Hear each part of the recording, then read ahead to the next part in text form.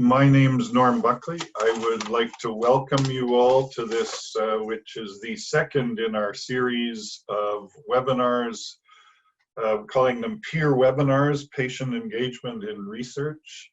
And it's been developed by members of the Chronic Pain Network, members of the Patient Engagement Committee, members of the Knowledge Translation Committee, and members of the Training and Mentoring Committee. So those are three areas that the Chronic Pain Network has put into its governance and into its goals over the past 3 or 4 years.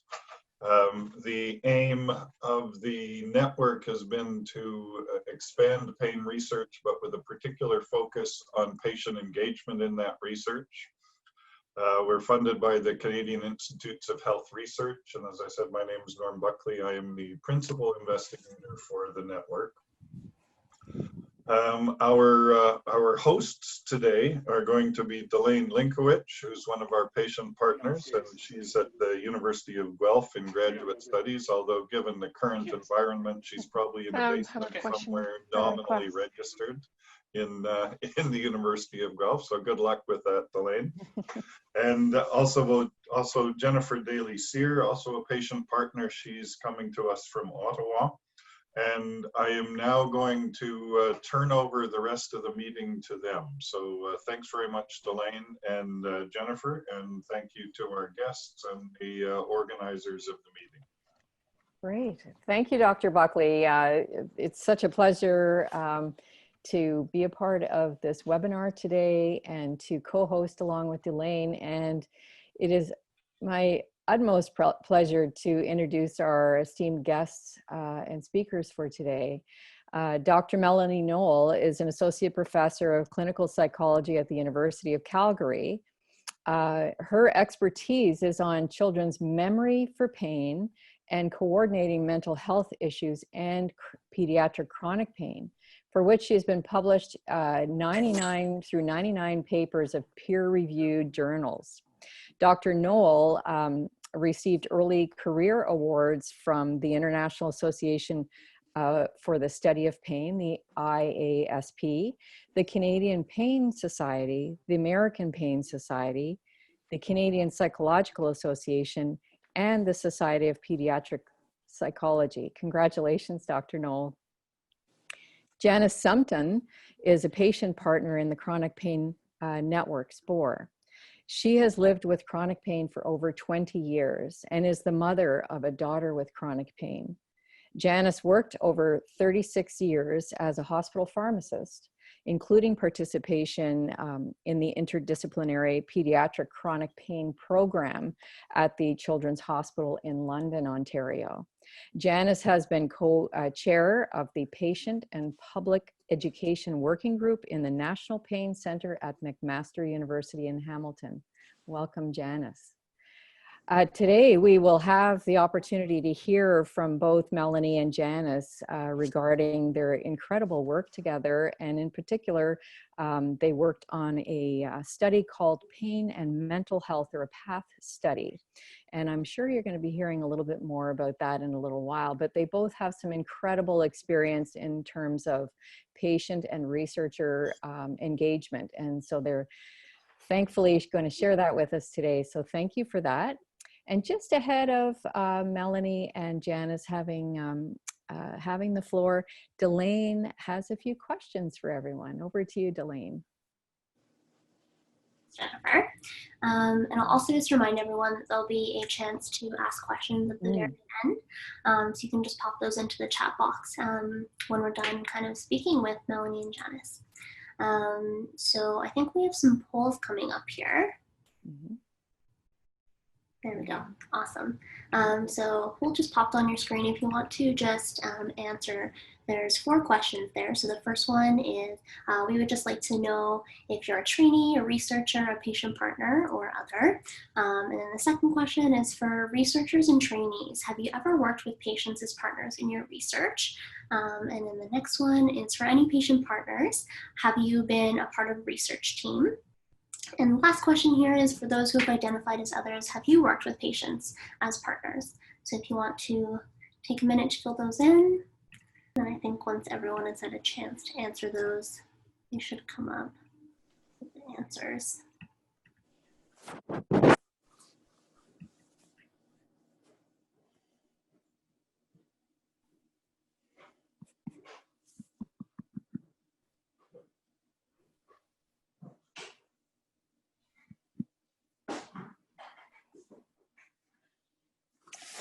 This isn't working.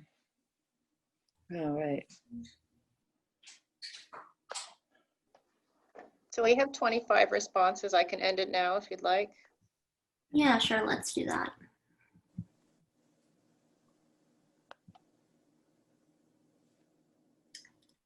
Perfect. So looks like the majority of people who are joining us today are patient partners, and we have some trainees and researchers as well. And then for the researchers and trainees, it looks like the majority of you have had some patient partners who have worked in your research. That's great to hear. And then for patient partners, I understand this one may be a little bit skewed, but it looks like that for patient partners, some of you may have not been involved on a research team. And then also I'm sure the other one is skewed as well a little bit. So perfect. We can move on to some definitions now. I just wanted to run over a couple of definitions that may be important for us today. Perfect. So first of all, I just want to kind of define the term patient. So CHR defines the word patient as kind of an overarching term that includes people with lived experience, as well as their caregivers, family, and friends. And then patient-oriented research is really this continuum of research that includes patients as partners. And it really focuses on patient-identified priorities and kind of using these to improve patient outcomes. And then patient engagement in patient-oriented research is really including patients in the meaningful and active collaboration and governance, and also setting priorities, doing the research, and then sharing the research. And so another way to kind of think about patient engagement is to kind of think about patients as collaborators and not just as patients, research participants. And so this quote that we have on the slide here kind of really nicely captures it, that idea, and it's from the UK equivalent of CIHR SPORE, which is called Involved. And so patient engagement is really about research being carried out with or by members of the public rather than to, about, or for them. And then so if we go on to the next slide here, CIHR has kind of put together some guiding principles when working with patient partners in research. And so these are kind of what we're going to structure our conversation around today, is these 4 guiding principles. So the first one is inclusiveness, and that one is really just talking about the fact that it's important to be mindful that patients are usually bringing personal experiences to the table, and to just be respectful of that. And then the next one is support. And that's really talking about researchers making sure that the patient partners and other team members have the training that they need to complete the research or be involved. And also it's just about creating a safe space for patients to share their experiences. And then the next one is mutual respect, which is really just about the fact that everyone is bringing their expertise and experiences to the table, and to just make sure those are recognized. And then the last guiding principle is to co-build, and that's really about working together as partners from the very beginning of research, if not even before in the brainstorming kind of phase of research. So like I said, we'll be kind of structuring our conversation around these guiding principles today. And with that, I think that I will send it over to Jennifer to start talking to Melanie and Janice to learn about some of their experiences. So over the next 30 minutes or so, we're inviting Melanie and Janice to really sort of share with us their experience with respect to their work together and their insights around working, patient partners and researchers together. They both have an incredible story to share with us, and we're thankful that they're here today. As Delane mentioned, we'll take questions at the Looks like Jennifer may be having some audio technical issues. So maybe I will just take over for her here. So I think she was saying that we're going to be having some questions at the end. And so I guess maybe we can just start with some questions kind of based on the first guiding principle, which is inclusiveness. So Melanie and Janice, we kind of know that you've been working together since I think it was around 2017, and we'd really like to learn from both of you and kind of find out about your patient researcher relationship and what that looked like. So would you be able to take a few moments and tell us a little bit about how you came to work together? Sure. Can we stop sharing the screen so we can see our face, everyone's face, beautiful faces? Thank you. Janice, do you want to start by telling our story? Sure. I think where it started was through the SPORE network. As patient partners, we were able to put our top 3 choices for which research project we were interested in, and therefore who we wanted to partner with as a researcher.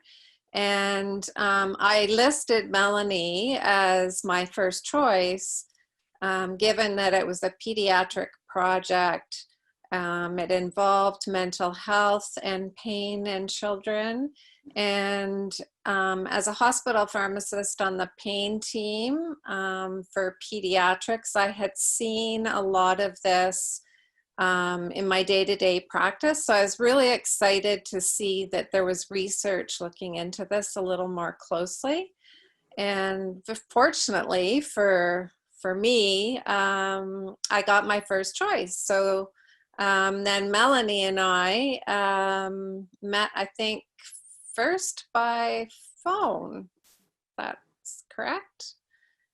And it was really just kind of an hour-long chat, trying to learn a little bit more about each other, but also for me to learn more about PATH, which was the research project that Melanie was involved in.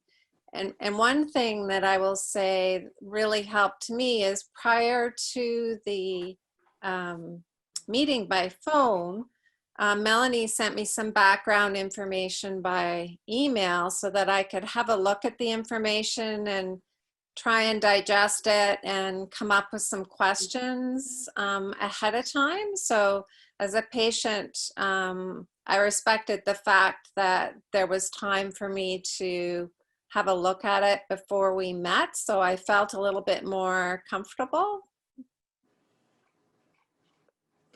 Yeah, I guess I'll jump in.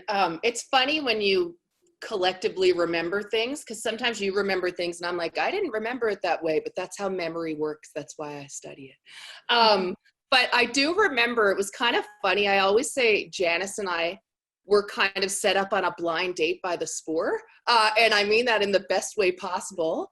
But I was brought into the SPORE kind of late in the game and was so lucky to start out my career as a really young researcher as part of this network. But I gotta be honest, like I had no idea what patient engagement was. You know, when I was in graduate school, it wasn't really a thing, which is shocking. And so the SPORE, given that that's such an integral part of the network, they actually, you know, they encouraged and we were strongly encouraged to engage.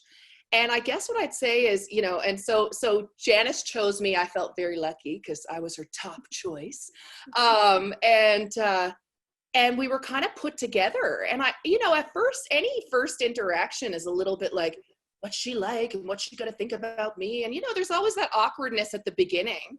And I just feel really lucky that this is one of those blind dates that ended up turning out exceptionally well, because we just connected. And so it's interesting, Janice, that you say like, you were interested, like Janice is like this triple threat, right? Because she's a researcher and worked on a pediatric pain team, and she had lived experience both as an individual who has lived with pain and lives with pain, but also as a mother of a child who lives with pain. And actually, a lot about Janice I didn't know, and it slowly, beautifully, like the unpeeling layers of an onion, kind of, came to be revealed through our basically authentic connecting as women, as people. So it wasn't all like work, work, work, work, work. I think, when I see Delane, when you were talking about inclusiveness and you're talking about researchers, you said people with lived experience are bringing their lives.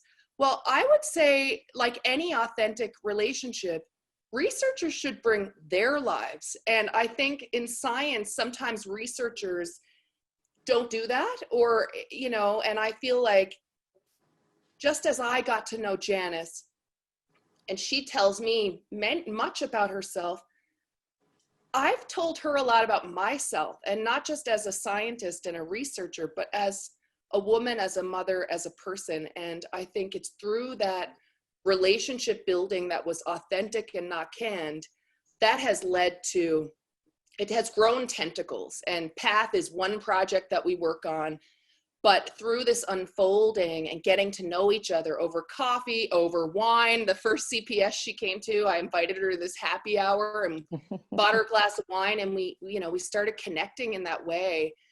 And then by learning about each other, that's led to, I think we have 3 collaborations at different stages of development. And I guess I would just say, I felt a little bit, this is why we called it Demystifying in the title. I didn't know what the hell I was doing. How do you do patient engagement? I felt like a total imposter. I still do.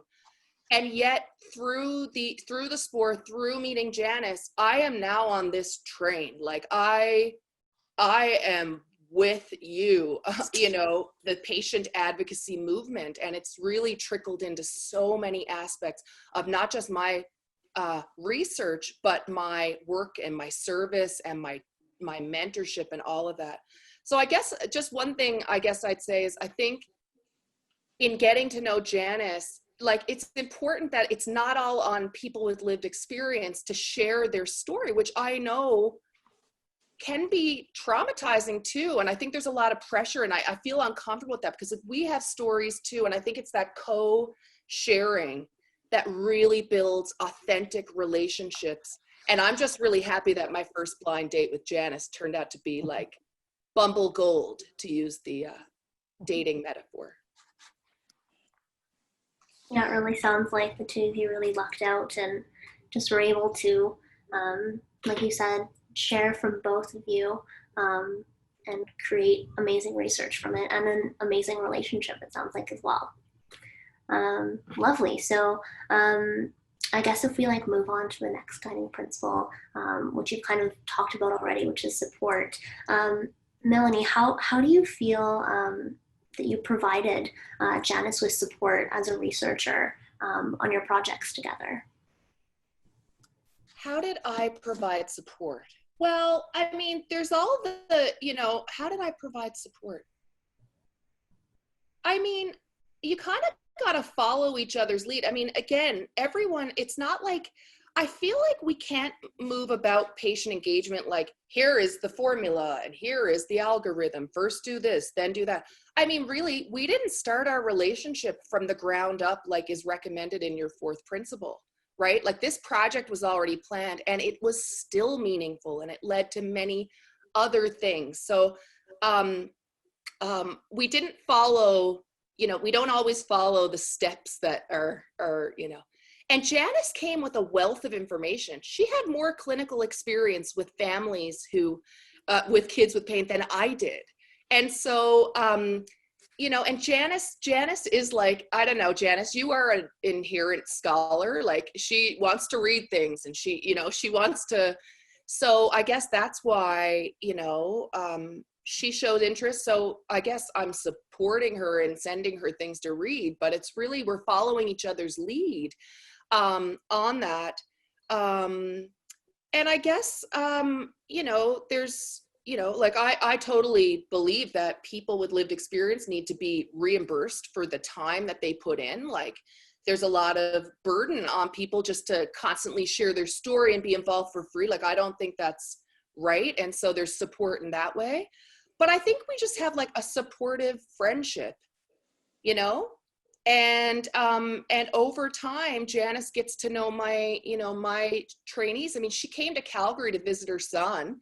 Remember Janice? And we like met up at a coffee shop, and she brought her husband, she brought her son, and I brought my trainee. And so it's like, then it becomes, we're supporting each other, like we're letting each other in our lives. And I had this happy hour with Joel Katz, who's a mentor of mine, and my trainees, and I was like, hey, Janice, you should come. So it's around being inclusive, and I guess that's supportive in a way. I don't know, Janice, how did you support me, I guess?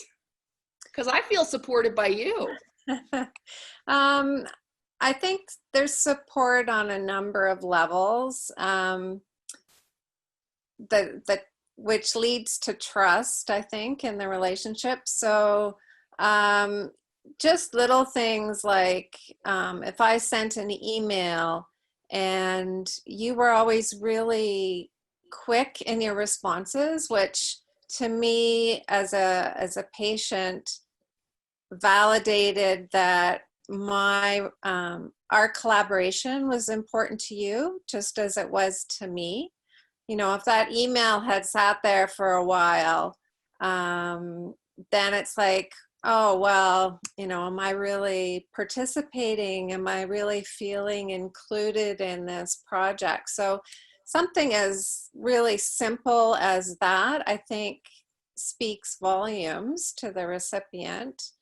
Beyond PATH, we've done a few CIHR endeavors, and I struggle with the very clunky CIHR process in terms of filling out the different screens that are required. And you very quickly copied your assistant and said, you know, can you help Janice through this process? And your assistant as well was very quick, very helpful,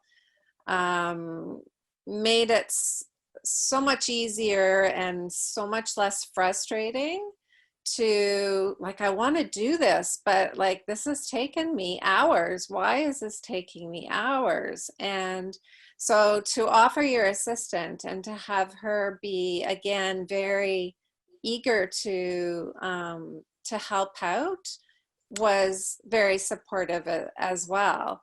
And just, I think, sending things to me to have a look at. I think you sent me a PowerPoint presentation to kind of have a quick look at from a patient perspective, to get my ideas, comments, thoughts.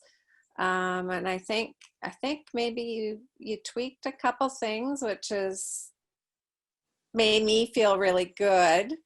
And also, again, even though we didn't start right from the beginning of the research project, there were a few publications for submission that, again, you sent my way and asked, you know, can you have a look at this from a patient perspective? And I was very honored and happy to help in that way and provide that input. So really it was a supportive relationship, and it built over time from our blind date. But I always have felt very supportive and very, I guess your whole approach and who you are, you're very open so that you make it very easy for me to be able to ask questions, so that there isn't that sort of, there's no barrier there in terms of dialogue. And I would say that, I think, is a form of support as well when you're looking at researcher and patient partner. Yeah, for sure. I think the openness between each other is really important. And even in my experiences too, just being able to, have just a like normal conversation and not have the level of, professionalism that always needs to be there, but just being open and just honest and authentic, like you were saying. Yeah, it's like, it's this weird, like I struggle with this us versus them thing that like I think sometimes happens in academia. And I even struggle with that with my students. Like I no longer call them like they're under my supervision. Like I'll say like, we're partners on this journey, like we're intellectual partners. And I think when you approach relationships like that, whether it's this, and I think we do, Janice, or other relationships, it just feels supportive. I feel supported by Janice, because, we're also living lives and we all have things happening in our lives. And there were, times where, I wasn't as on the ball or, but we had that sort of open relationship where I could say, hey, I'm going through this. And, so it just was real on both sides, That's amazing. Hearing both of how you've woven your relationship over time, like Janice said, it takes time, and I hear much around support and much around mutual respect as well. I mean, it's coming out loud and clear. And it's a beautiful, beautiful thing to hear. And I'm wondering, you mentioned maybe you started touching a little bit on challenges, Melanie. And so from your perspective, are there challenges that as a researcher that you have faced in dealing with patient partners, whatever those might be, challenges that maybe go from lemons to lemonade, I don't know, but were there, and how did you deal with those, if there were some? It's interesting, like, in terms of like working with, but also being friends with people with lived experience, I don't have any trouble dealing with people with lived experience, like, quite the opposite, actually. But, I guess at the beginning, just around acknowledging the imposter syndrome, like, I didn't know the formula, like how often are you, because like the kind of research we do it takes a long time. Like this PATH project, as Norm and Kim and, know, like this is 4 years and we're still going. And so there are periods of time where you're kind of just trucking along and, like, and so that's a bit of a challenge in that I didn't want Janice to feel like, am I off Mel's radar? Like now we have the relationship, right? Like, so like during the pandemic, I was like halfway in and I was like, we should just catch up. And actually, Janice, we didn't really talk about work much at all. Like it was time to catch up. So I guess that was a bit of a challenge for me, but I don't think that's a challenge necessarily that's specific to patient engagement and partnering together. It's just, everyone is different in how they approach doing research. And like, even my, fellow scientist collaborators would be like, haven't heard from Mel in 2 years. And then they'll get a manuscript and be like, oh, there she is. It's just sort of like the way I am. But I would say I keep in touch with Janice more than I do other collaborators on the projects and the grants. I just want to say something, and I hope I'm not like jumping all around. I'm pretty tangential in how I think anyway. I know Joletta Belton, she's my other bestie and person with lived experience collaborator now, and I saw something she posted. It just resonated with me, and it resonates with what we're, our relationship, with Janice. And it was, she talks a lot about how clinicians need to listen. They need to shut up and listen, and you need to listen to people's, not just their story. It's not like you tell your story and it's over and okay, I've told my story, that's it. Like we're dynamic, evolving people. And I think had Janice and I not met for coffee or wine or like just instead of like checking boxes and doing the science, but getting to know each other and listening to each other, Janice, there's no way we would have done the memory. I wouldn't have known about your childhood. I wouldn't have known I'm not going to share, this is your, you know, but I wouldn't have known things about your life that I was like, what, that happened to you? Oh my gosh, I had this whole other interest and I want to partner with you on that. Or if you hadn't told me about moments in your life with your kids, you know, I wouldn't have known your child had pain. And that has led to this idea that I'm spinning about, that Janice was the one who came up with the idea from her lived experience. So I guess, I don't know if I'm giving a tip or if I'm all over, but I'm saying, like, we need to shut up and listen to each other and take some time to, like, have coffee, have a glass of wine, get to know each other. And then things just tend to organically happen.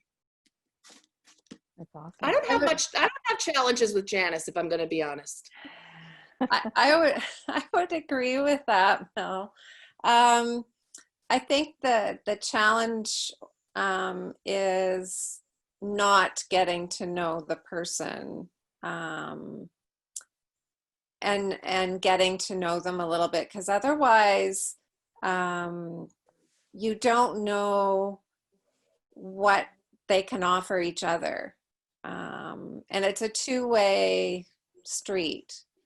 If I don't know what the researchers' interests are, what their background is, how they got into what they're doing, or if Melanie hadn't, you know, if we hadn't sat down and chatted, and it was through that sort of general getting to know each other that the other research possibilities kind of just jumped right in front of us. So I would say the challenge would be if patient partners and researchers are not spending time getting to know each other and as you say, really listening, because there's a lot of really good, valuable insight and information and things that just kind of come out in conversation that you didn't know you were going to go down that pathway or that experience. And yet it not only resonated with you, Melanie, but it was also kind of a light bulb moment for me too, in terms of sort of how one life event can impact future events and how one might respond to those. So it really is a collaborative communication and openness and respecting that you're in a safe place that allows for ideas to come forward. Yeah, and can I tell them an example okay.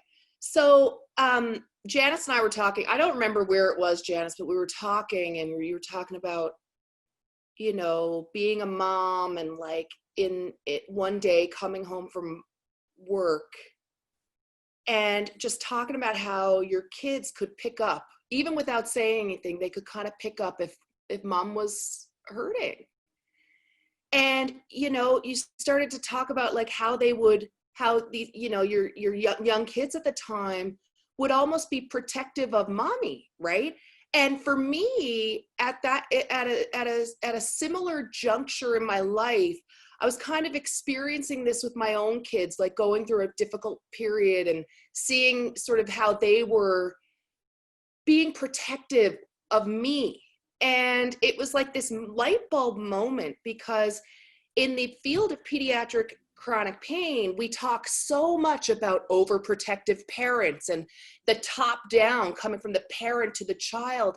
And I had never thought about child protectiveness of parent. It seems so obvious, I'm sure, right? Like a lot of parents are probably nodding their heads right now.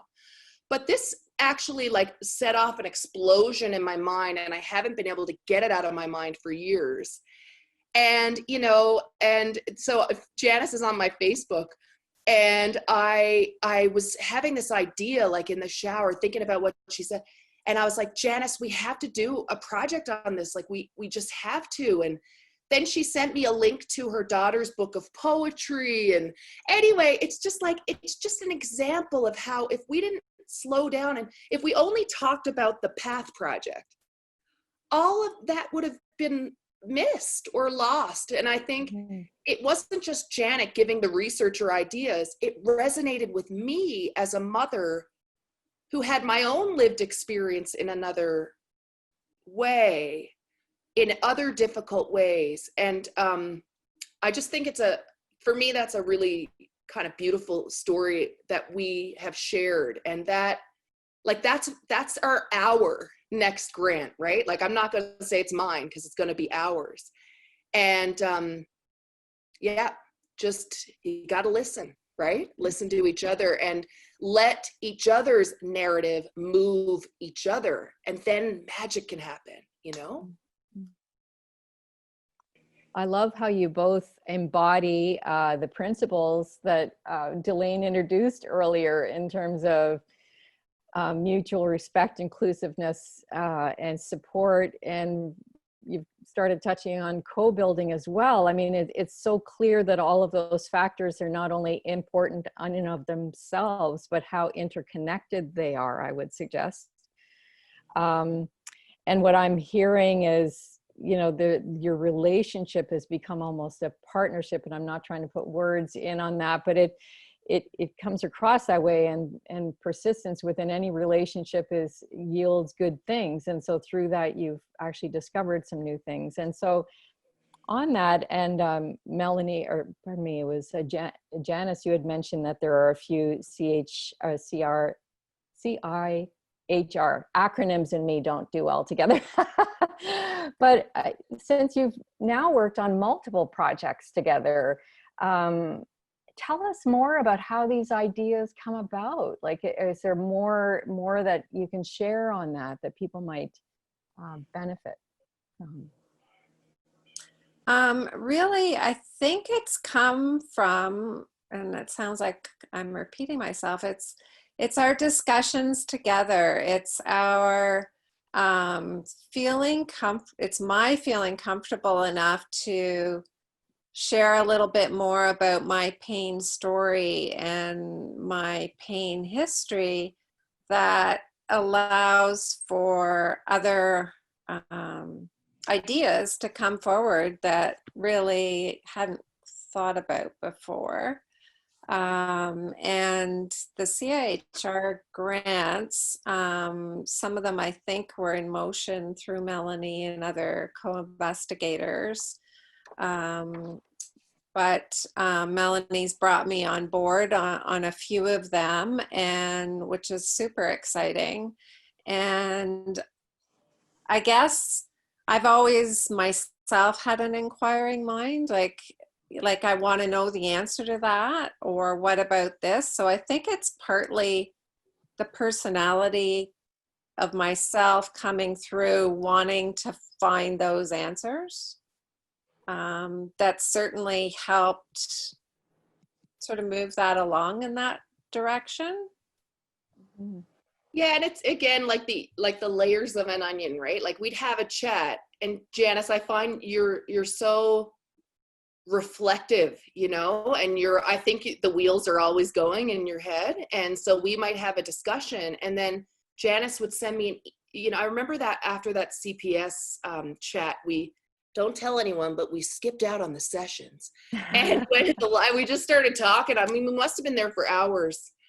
And that's when we started talking about like childhood and early pain experiences and early life experience. And then a couple weeks later, Janice sent me a picture of her when she was a little girl that connected to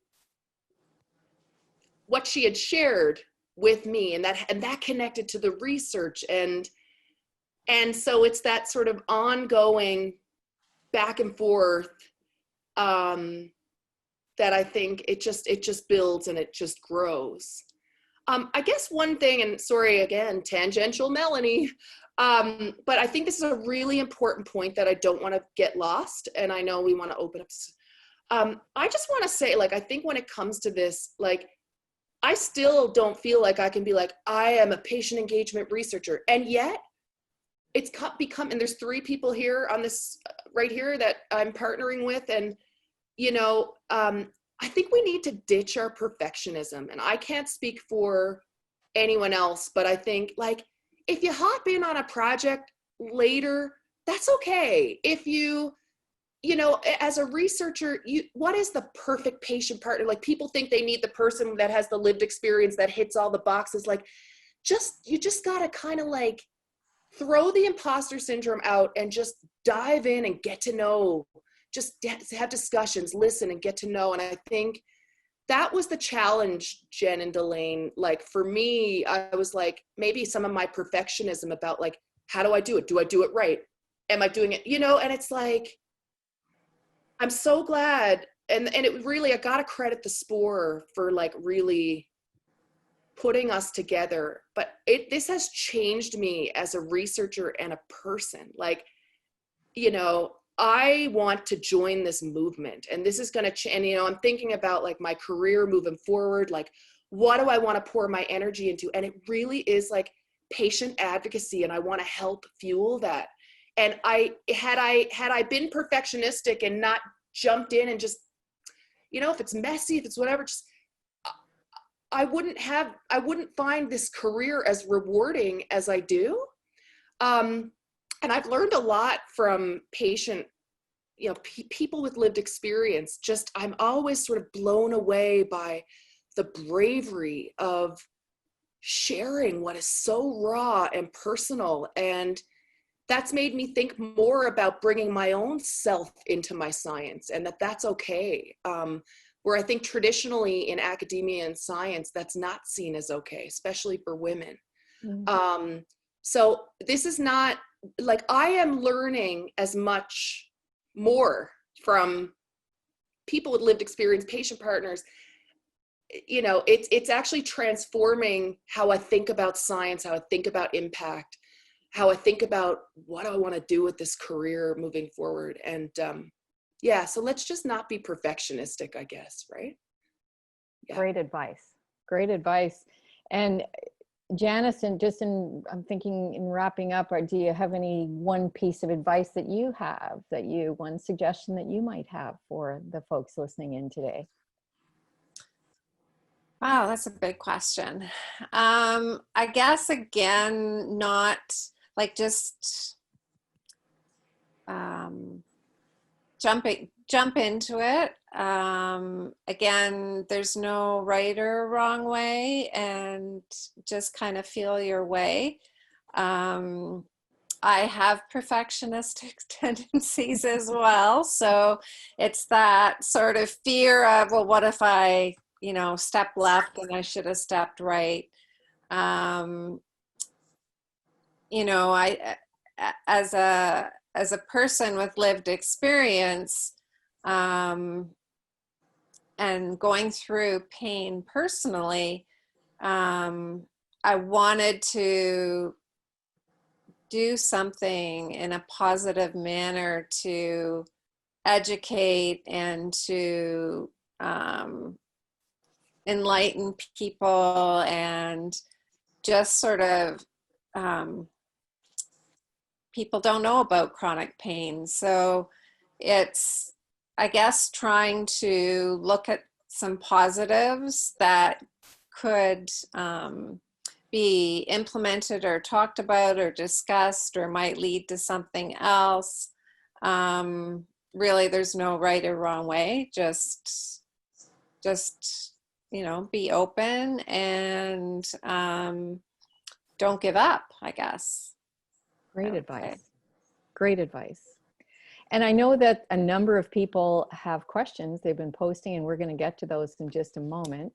I have one sort of burning question, and I don't know if we can answer this today or not, but I would invite our speakers to provide comment if you have it, and for those in the audience, if you have some ideas, post them in the chat box. But is there any way we can identify what the impact is? And we've talked about it, you know, in terms of it, we're becoming to understand how impactful these relationships can be. And is there any way to know, to measure it, or to be able to identify what that impact is? If we were to say, I want to tell somebody about this, how, you know, is there anything else we can add on that? Certainly from a patient perspective, SPORE has been absolutely a huge motivating factor for myself in having the opportunity to participate and be involved in pain research going forward. I would hope to think, and I can't imagine that it would not increase the power or the impact of published research that has involved persons with lived experience, or presentations that have involved a person's experience, because I think science can get pretty dry, and I think if you sort of put a face to, or a story to, like, this is real, this is what happens, I think that the audience has a completely different walk away message. And I think for myself, I remember what the message was much better as a member of the audience if there's been some connection to a real experience. Right. Yeah, it's like, I'm thinking of, like, you know, like the power of the testimonial. I mean, the power of story.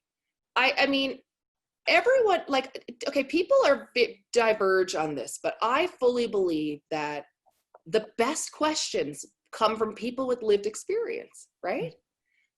They don't come from the scientists. And incremental science of, like, we found this and then we changed the target and then we did this and it just takes forever and hardly has an impact. You know, I think when we start jumping on My iPad isn't working properly. I can't add to the chat box like everyone else seems to be able to do. Yeah, maybe you're not used to using it.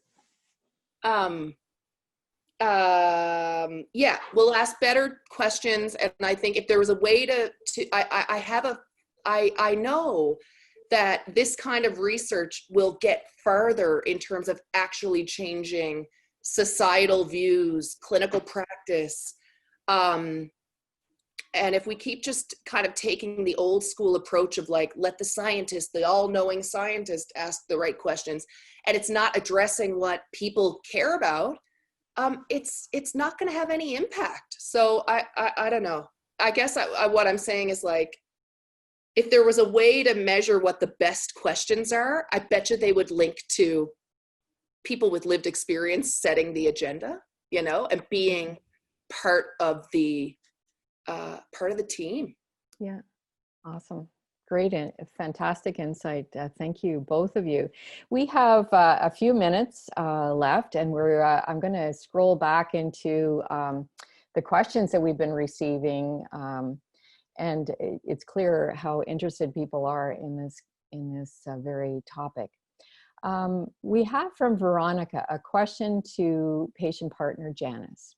What was the questionnaire that you got to fill out? How do patient partners get assessed for opportunities in questionnaires like the ones that you mentioned?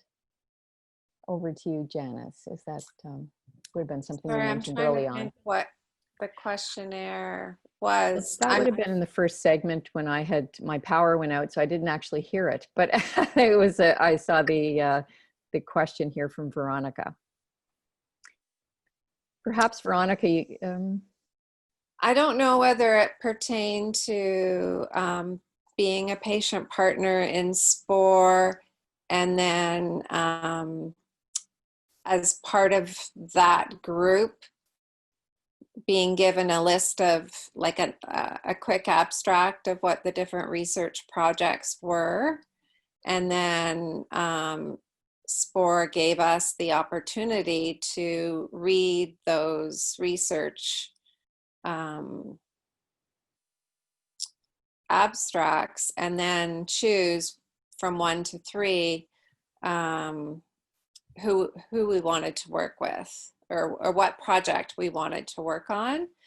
So I'm not sure if that's what Veronica's maybe referring to. So it was a process within the SPORE network itself that I was referring to. Okay, great. I hope, Veronica, that was able to answer your question. If not, you can help clarify. So there is a point here from Annette, and forgive me if I've skipped over anyone. I will do my best to go back over them, and Delane and I will work together on that. I wonder if we have Annette who's saying, I wonder about the Board of Governors having more patient, parent, caregiver members. We need to have them included in governance. Are there comments on that? I guess my comment is like 100%, right? Like, I don't know if everyone watches Hamilton, but me and my kids are super into it lately. But there's a song called "In the Room Where It Happens," and he's like, "I want to be in the room where it happens. I want to be in the room where decisions are being made." And you know, I believe that people with lived experience should be at all levels and in all the rooms. And so I guess I'm just agreeing with you 100%. I think there are movements, right? And there's going to be people who like to protect the status quo and the power structures that be. A lot of people don't like change, but I don't think you can keep this movement from, you know, tunneling ahead. And I think there are, you know, I think this is more and more in the conversation. And so I think many of us, people with lived experience, but also people, you know, within organizations need to also be voicing this and pushing this forward for that to happen. And then it takes one organization that does it, and then the next, and then you get a real movement, right? Mm-hmm. Another thing, Annette, is that the CPN actually has patients included in the governance as well. There's patient partners on all committees as co-chairs as well. So just to let you know that. And then also, I just saw that, I hope I pronounce this right, Navina just wanted to ask a question as well. Great, thank you. Hey, I'll turn on my camera. I'm in my pajamas. So I recently actually got this question while I was defending my thesis, so I thought I'd see what else other people would say. So I've actually really kind of felt really like I've had a lot of the same experiences that you both have had. And one of the questions that I got asked is, because I think I've sort of had the same like friendship building, trust building, and then you go forth. But how might we think about considering kind of issues of equity when we think about patient engagement, and who is kind of getting the call to be engaged and who might not? And how do we, while we're not being, I guess, perfectionist about kind of, does somebody have to check all these boxes to be able to have a say in something, but how do we kind of bring in maybe more diverse perspectives? Because we know that people kind of self-select when they engage in research, and so I'm sure there's a self-selection process with patient engagement as well.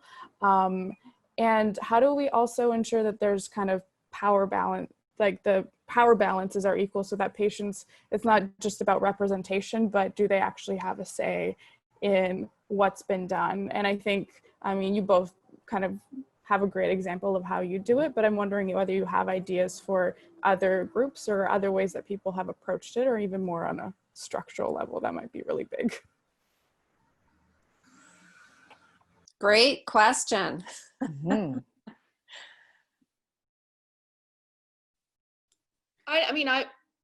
You're hitting the nail on the head. I mean, I think we're so lucky in the pain community, and people, you know, CIHR was pushing this. We have Norm, who really took this on, and we have resources that were put into this to create this, to arrange this. But how about, you know, people that don't, you know, people with lived experience that don't have it, they don't know about this. So I guess at a fundamental level, like, we need to get the word out that this is how science should be done. And then that's the first thing, right? Like, knowledge that this is a thing and an important thing and an impactful thing. Because I don't know if people like we do, we're all believers, but people need to know about this, right? And what does it look like? And maybe just as we're talking about the importance of stories, you know, that these stories of these partnerships are being told. And then that boundaries, whether that's financial or, you know, along a lot of different lines of disparity, are, you know, that organizations kind of try to remove the barriers that would prevent people from getting involved. But first they got to know about it, right?